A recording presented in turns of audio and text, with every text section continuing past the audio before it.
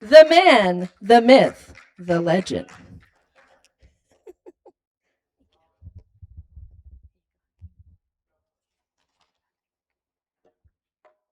First off, can you turn these down up here?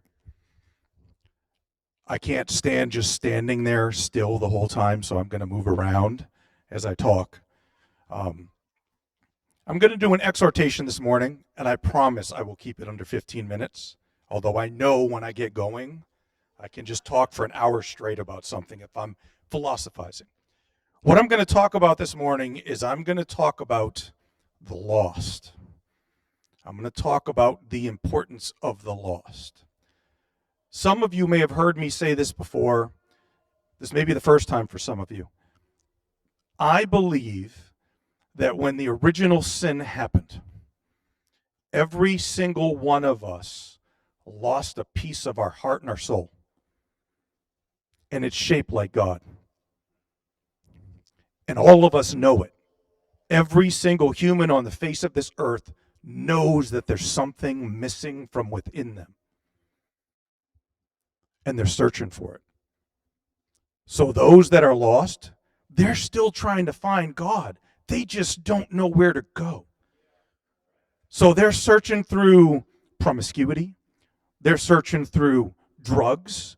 They're searching through addictions. They're stuffing things in here. They're trying to get that feeling that is supposed to fit, but the piece doesn't quite fit right. So it's time limited. So they get their high off of whatever they're doing, and they think that that's what it's supposed to be, and then 5 minutes later it's gone. But they're still chasing that feeling. Whereas if they actually got Jesus and God, the feeling stays there. It doesn't go away. So when we have the lost and we see them, because I'm going to give a part in Luke here in a second. And I'm going to talk about the difference between when Jesus is giving these parables. He's talking to two separate groups. He's talking to the lost, and he's talking to the church. He's talking to the Pharisees and the church. All three parables are talking to both. Okay? But that is who we are called to go get. We are already safe in the kingdom. We're already safe in the building. The ones that need him are not in here. They're not in here. They're outside the walls. All right, I'm going to read from Luke. This is going to be New King James Version. It's going to be Luke 15. I'm starting right at the beginning. I'm going to give you a second if you want to open it. Luke 15, starting at verse 1.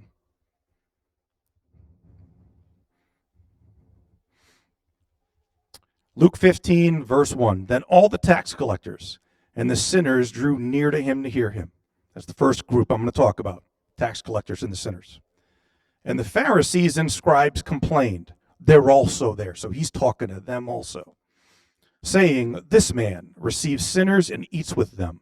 So he spoke this parable to them, saying, what man of you, having 100 sheep, if he loses one of them, does not leave the 99 in the wilderness and go after the one which is lost until he finds it? And when he has found it, he lays it on his shoulders, rejoicing. And when he comes home, he calls together his friends and neighbors, saying to them, rejoice with me, for I have found my sheep, which was lost. I say to you that likewise there will be more joy in heaven over one sinner who repents than over 99 just persons who need no repentance. Second parable. Or what woman, having 10 silver coins, if she loses one coin, does not light a lamp, sweep the house, and search carefully until she finds it? And when she has found it, she calls her friends and neighbors together, saying, rejoice with me, for I have found the piece which I lost. Likewise, I say to you, there is joy in the presence of the angels of God over one sinner who repents. Just for clarity in that second one, because he's trying to make sure he's talking to the men and to the women. For the women, this is the lost piece of silver. In that day and age, it was for married women, they would have 10 pieces of silver that they would wear to signify that they were married. Think of it equivalency to today of the diamonds in your wedding ring. If you lost a diamond in your wedding ring and you found it, the joy you would have that lost piece, you found it. All right, I got one last one because he gives all three. And you guys know this. This is the lost son. This is the prodigal sheep. Then he said, a certain man had 2 sons. And the younger of them said to his father, Father, give me the portion of goods that falls to me. So he divided them his livelihood.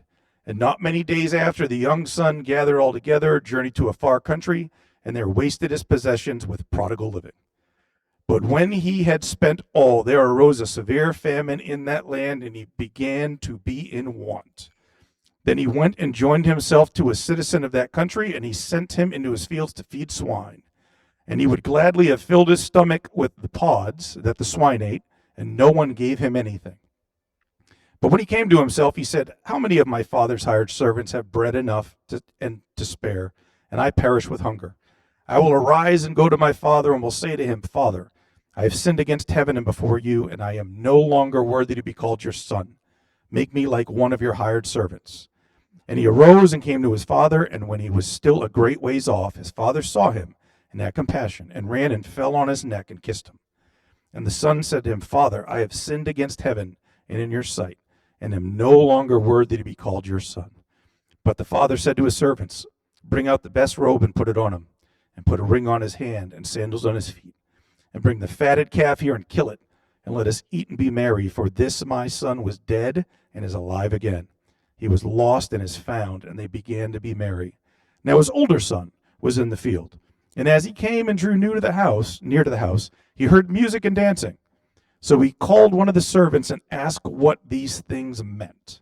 And he said to him, Your brother has come, and because he has received him safe and sound, your father has killed the fatted calf. This last part, in my opinion, I believe he is directly talking to the church of how we treat the new believers as they come in. But he was angry and would not go in.